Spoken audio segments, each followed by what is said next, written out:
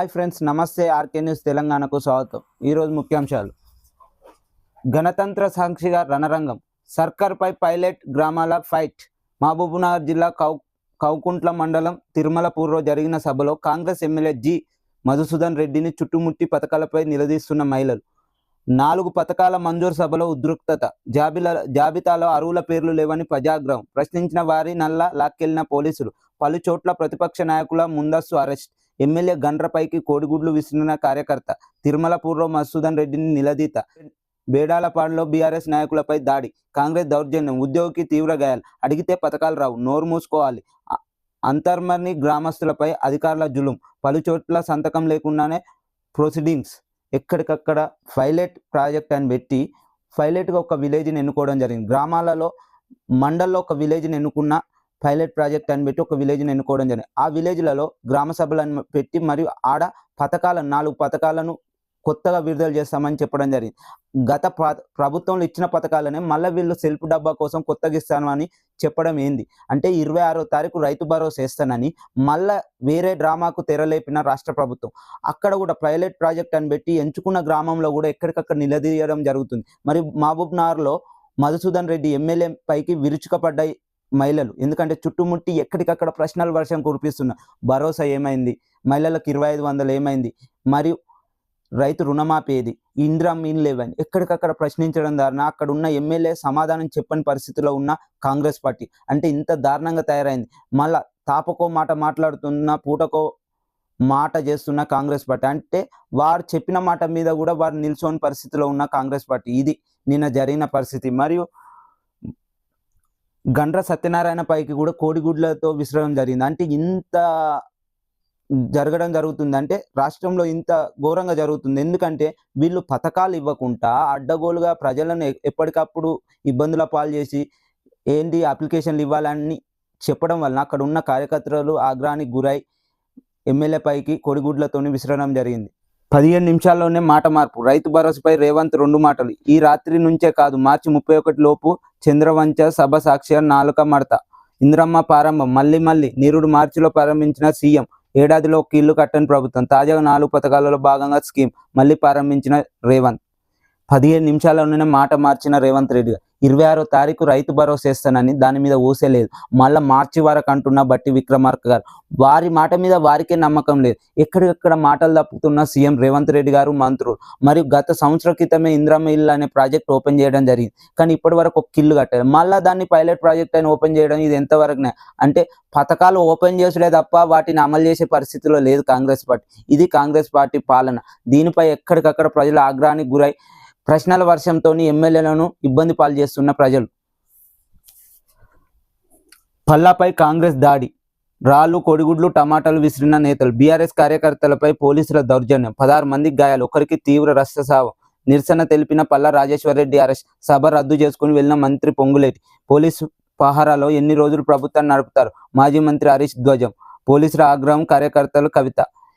నిన్న నియోజకవర్గంలోని ఎర్రకుంటలో ప్రోగ్రానికి వచ్చిన పల్లా రాజేశ్వరరెడ్డి గారికి అక్కడ ఉన్న కాంగ్రెస్ కార్యకర్తలు ఘోరంగా దాడికి పాల్పడడం జరిగింది. ఏంటంటే ఇక్కడ ఉన్న బీఆర్ఎస్ నాయకునికి మరియు అక్కడ ఉన్న కార్యకర్తలకు తీవ్ర గాయాలు తాగడం జరిగింది. ఇంత ఘోరమా? ఒక అధికార హోదాలో వస్తే ఆయనపై ఎందుకు ఇంత కక్షపూర్తి? అంటే బీఆర్ఎస్ ఎమ్మెల్యే అయితే రావద్దు అధికార కార్యక్రమాలకు, ఒక కాంగ్రెస్ ఎమ్మెల్యేనే రావాలన్నా అని ప్రశ్నిస్తున్న హరీష్ రావు గారు. ఇలానే దాడులకు పాల్పడితే మరి మేము ప్రతి దాడులకు పాల్పడితే మీరు ఏడా ఉంటారని విమర్శిస్తున్న హరీష్ రావు గారు. ఇలానే కంటిన్యూ అయితే రాబోయే కాలంలో ఎక్కడికక్కడ కాంగ్రెస్ నాయకులు కూడా తిరిగే పరిస్థితిలో ఉండరని ఘాటుగా సీఎం రేవంత్ రెడ్డి గారిని విమర్శించిన పల్లా రాజేశ్వరరెడ్డి గారు. తడి బట్టలతో నేను వస్తా, పాలమూరును నిర్లక్ష్యం చేసింది ఎవరో కురుమూర్తి ముందు తెలుసుకుందాం. సీఎం రేవంత్ రెడ్డికి హరీష్ సవాల్. పాలమూరు మోసం చేసింది కాంగ్రెస్, టీడీపీ. ప్రాజెక్టులను పెండింగ్ పెట్టింది ఆ 2 ప్రభుత్వాలు. కేసీఆర్ పాలనలో కృష్ణా జలాలను పారించారు. బీఆర్ఎస్ హయాంలో ఉమ్మడి మహబూబ్నగర్లో 4000 కోట్లతో ఇరిగేషన్ ప్రాజెక్టుల నిర్మాణం. గజ్వేల్ మున్సిపల్ అభినందన సభలో హరీష్ రావు. గజ్వేల్ మున్సిపల్ అభినందన సభలో హరీష్ రావు గారు, గత మేము వచ్చిన పాలనలో 4000 కోట్లతో ప్రాజెక్టులు తెచ్చినాం అంటే పాలమూరుకు.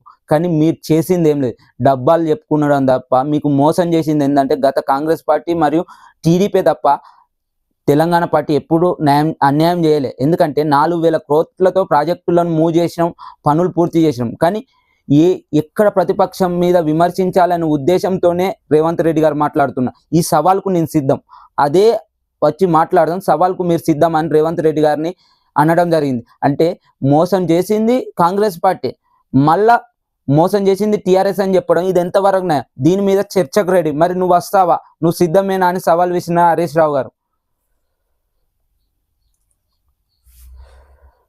అధికారిపై యువగలం, పోలీసులపై ఫైర్, అడ్డుకుంటాం నిలదీస్తాం, అనర్హులకే పథకాలు వర్తిస్తాం, పేరు తొలగించడం అన్యాయం, ఇల్లు లేకుండా పేపర్లు వద్దే వద్దు, అధికార ప్రతిపక్ష నాయకుల ఘర్షణ, ఇల్లు రాలేదని కంటతడి.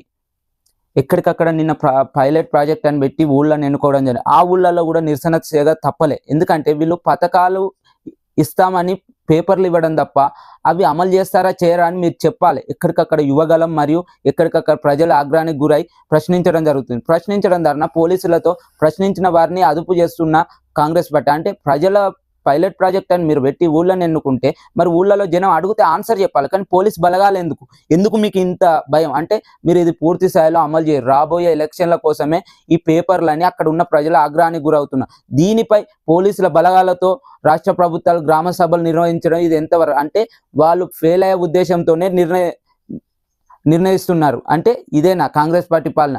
మీరు పూర్తి స్థాయిలో ఇస్తానంటేనే మేము పేపర్లు తీసుకుంటున్నాం, లేకపోతే లేదని ఎక్కడికక్కడ యువకులు మరియు అక్కడ పేదలు మరియు ఏంటంటే నాకు ఇల్లు రాలేదని ఒక మహిళ ఆవేదన చెందుతుంది. అంటే అరువులకు కూడా ఇల్లు రాకపోవడం వలన మరియు వచ్చిన పేర్లను కూడా తీసేయడం వలన ఏంది, మాకు ఇచ్చిన పేర్లు కూడా లేకపోవడం ఏంది, మరియు అరువులైన వారికి కూడా ఇల్లు రాకపోవడం ఏంది, కంట తడి పెట్టుకుంటున్న మహిళలు మరియు ఎక్కడికక్కడ అధికారులపై విరుచుకపరి ప్రశ్నిస్తున్న ప్రజలు. ఇది జరుగుతున్న రాష్ట్ర ప్రభుత్వం పనితీరు. పింఛన్ పెంచలే, కొత్తది ఇవ్వలే, చేతకు కాంగ్రెస్ సర్కార్ మొండి చేయి, కొత్త పింఛన్ల కోసం ఎదురుచూపులు, నీరుడు ప్రజాపాలనలో తాజా గ్రామ సభలో అప్లికేషన్లు, 25 లక్షల అర్జీలు పెండింగ్, నేతలు అధికారుల చుట్టూ దరఖాస్తుల ప్రదక్షిణలు. పాత పెన్షన్లను పెంచుతానని చెప్పిన రాష్ట్ర ప్రభుత్వం ఇప్పటి వరకు సంవత్సరన్నర కాలమైనా దాని మీద ఊసేలేదు. పాత పెన్షన్లు 2000, 4000, 3000, 6000 చేస్తానన్న రాష్ట్ర ప్రభుత్వం ఇప్పటి వరకు దాని మీద ఊసేలేని ప్రక్రియ నడుస్తుంది. అంటే ఇప్పుడు మళ్ళీ కొత్త పెన్షన్లకు గత సంవత్సరం క్రితమే 25 లక్షల అర్జీలను తీసుకుంది, వాటిని కూడా పెండింగ్లను పెట్టింది. అంటే ఇక్కడ ఉన్న పెన్షన్లను పెంచకుండా మరియు 25 లక్షల అర్జీలను సంవత్సరం క్రితం తీసుకొని ఇప్పటి వరకు కూడా వాటిని అమలు చేయలేక పెండింగ్లో పెట్టిన రాష్ట్ర ప్రభుత్వం. దీనిపై ఈ అర్హులైన వారు, వృద్ధులు మరియు వితంతువులు అందరూ ఆగ్రహానికి గురవుతున్నారు. సంవత్సర కాలమైనా కూడా మీరు 25 లక్షల అప్లికేషన్ తీసుకొని ఎందుకు పెండింగ్లో పెడుతున్నారు? మీరు ఇస్తారా ఇవ్వరా అనేది క్లారిటీ ఇవ్వాలి అని అడుగుతున్న ప్రజలు. పథకాల అమలు బోగస్, 4 పథకాలు ఒక గ్రామం అనడం విచిత్రం, నిన్నటిదాకా దరఖాస్తులు తీసుకొని తెల్లారే లబ్ధిదారుల ఎంపిక అనడం హాస్యాస్పదం, గ్రామ సభలను ప్రారంభం మార్చుండ్రు, పథకాలను ఎగ్గొట్టుంది ఇందిరమ్మ లొల్లి, కాంగ్రెస్ బీజేపీల నైజం ప్రజలకు అర్థమైంది, అందుకే ప్రజల్లో తిరుగుబాటు మొదలైంది, మాజీ మంత్రి జగదీష్ రెడ్డి మండిపాటు. 4 పథకాలు అనేది బోగస్. నిన్నేందంటే గ్రామ సభలలో అప్లికేషన్ తీసుకొని అందరికి ఇస్తామని చెప్పి పైలట్ ప్రాజెక్ట్ అని ఒక్క ఊరిని ఎన్నుకోవడం ఏంది? అంటే ఇవన్నీ బోగస్ మాటలే తప్ప ఒక్కటి కూడా పూర్తి స్థాయిలో అమలు చేయని పరిస్థితిలో కాంగ్రెస్ పార్టీ ఉంది. దీని మీద ప్రజల ఎక్కడికక్కడ విరుచుకపడడం జరుగుతుంది. ఇవన్నీ బోగస్ మాటలే అని అంటున్న జగదీష్ రెడ్డి గారు. ఇలాంటి మరెన్నో వీడియోస్ కొరకు ఆర్కే న్యూస్ తెలంగాణ సబ్స్క్రైబ్ చేయండి, షేర్ చేయండి.